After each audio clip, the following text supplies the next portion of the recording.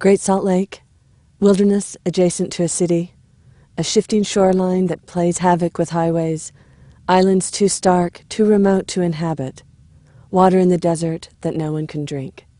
It is the liquid lie of the West.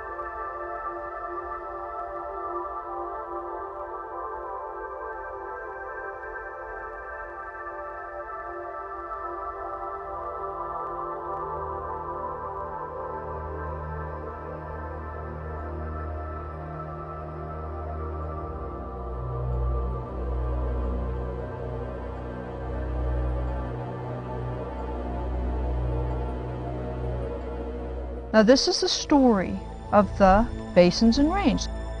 Every rock tells a story, and every feature tells a story. Antelope Island is the biggest island. And what I love about Antelope Island is that it's been protected from development. So not only does it have a story, you can see the story.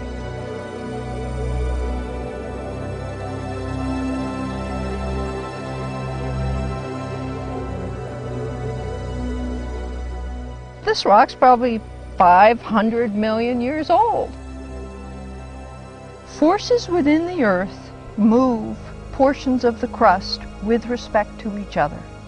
You have the basin dropping down, the island staying high, and so what you have is an enclosed basin because it's dropped. That's why you have Great Salt Lake, and it explains why we have an island. If the desert is holy, it is because it is a forgotten place that allows us to remember the sacred. Perhaps that is why every pilgrimage to the desert is a pilgrimage to the self. There is no place to hide, and so we are found. In the severity of a salt desert, I am brought down to my knees by its beauty. My imagination is fired, my heart opens, and my skin burns in the passion of these moments. Antelope Island is one of those spectacular islands for birds on the lake. It's the largest island, 18 miles long, about 4 miles wide. This is a profoundly important site for large numbers of birds of individual species. Abundant food, lots of space, proper conditions at the right time when birds are in migration. Somewhere around 72 to 76 species.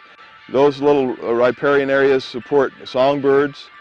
The uplands are ideal nesting for birds like chukar partridge, for the upland nesting sandpipers like the long-billed curlew and the willet, and obviously the marshes down below are ideal for avocets and stilts. The causeway itself provides an excellent foraging habitat for migrating sanderlings. And then in the winter, the surrounding waters of the lake around the island provide great habitat for wintering common golden eyes and other winter ducks that are here. The Great Salt Lake has the largest population of breeding California gulls in the world. This place is one of several California gull colonies in the Great Salt Lake. It's called Hat Island. It was named by Howard Stansbury and his survey crew, who were the early surveyors of the lake in the 1850s. But since it's been called Bird Island for a good reason. We've had as many as 160,000 breeding adult California gulls. But they do eat a lot of brine shrimp and brine flies, and they do use that as a food source for the young. But brine flies and brine shrimp are keystone species. If it weren't for those two species here at the lake, we would not have this bird abundance. Gunnison Island is the largest bird rookery of the islands of the lake. It is the only site where we have large numbers of nesting white pelicans. This really is a crowning jewel of the Great Salt Lake.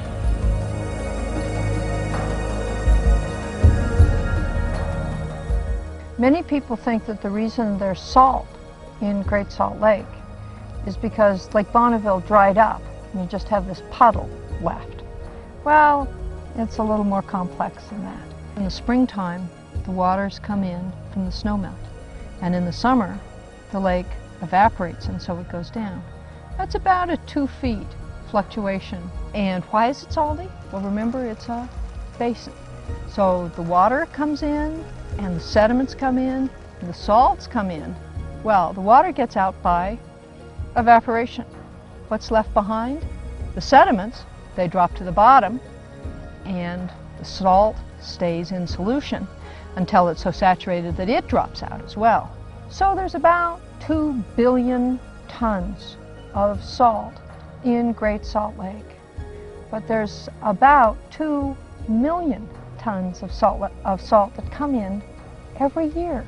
So it's a very renewing process. It's that kind of renewal of the land that offers us a renewal of the spirit.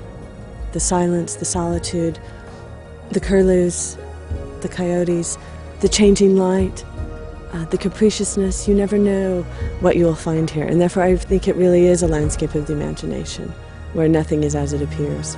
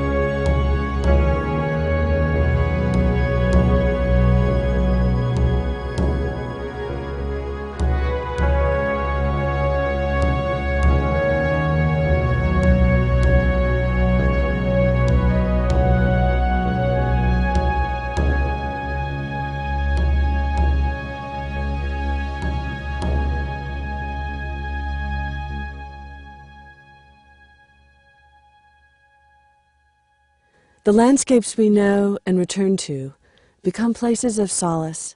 We are drawn to them because of the stories they tell, because of the memories they hold, or simply because of the sheer beauty that calls us back again and again. Everybody thinks you're fantastic. You grew up out on the Antelope Island? Wow, you know.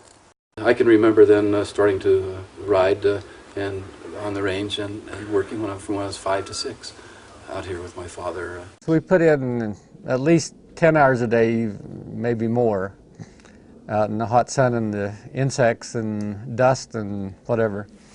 And the jobs varied, you know, when I was driving the tractor and pulling the combine, and that was the worst part, you know, the chaff would get down your neck and it was hot and you sweat and you itched. It's kind of like these mosquitoes biting us now, only much worse.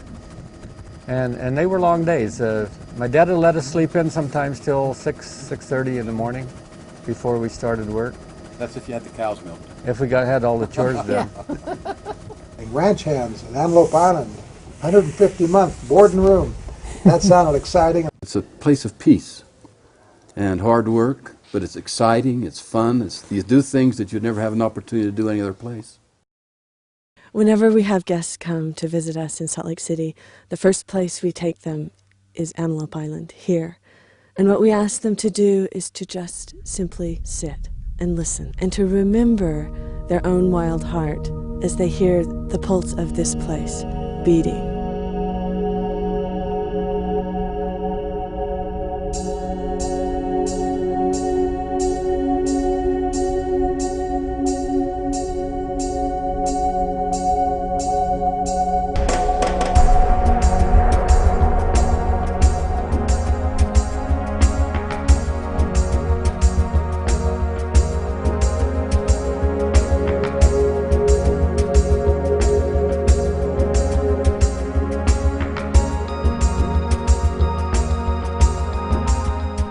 The pronghorn were native to the island.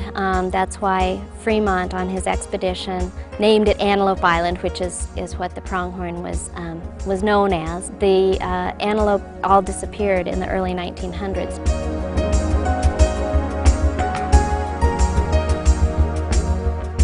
The antelope were reintroduced in 1993.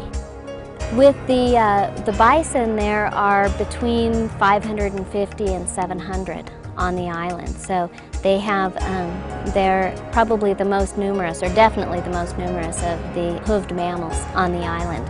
And they pretty much range over the entire island. There aren't a lot of places that the bison don't go.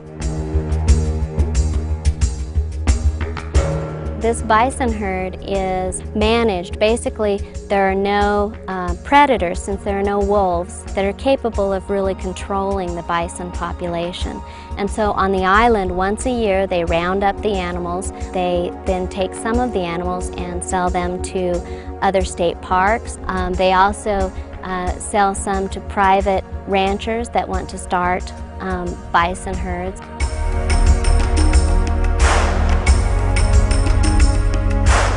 The bighorn sheep were introduced onto the island in 1997. The bighorn sheep are really restricted to areas close to escape terrain, which is steep, rocky, cliffy areas where they can outmaneuver any predator that's after them. The mule deer certainly are native to the area, native to the island. There are approximately 200. We see them almost everywhere.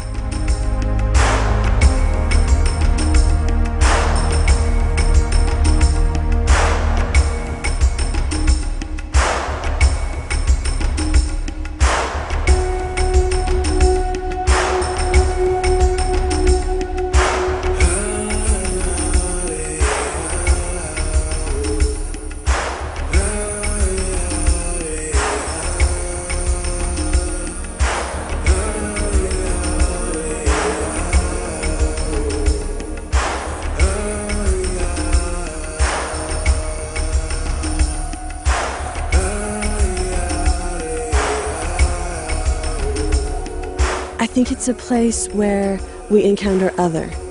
Long-billed curlew, pronghorn antelope, bison, mule deer, burrowing owl, And therefore I think it makes us less lonely in the world. We remember who we are and what we're connected to, in the deepest sense.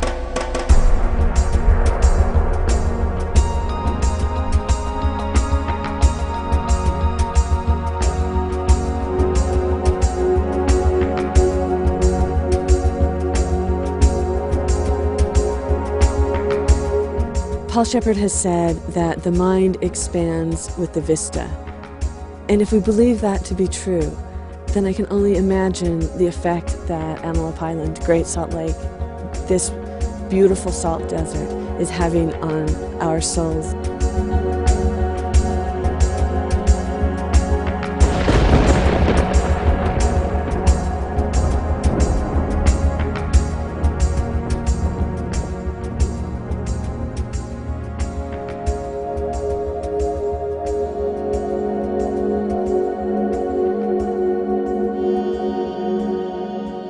The unknown Utah is a landscape of the imagination, a secret we tell to those who will keep it.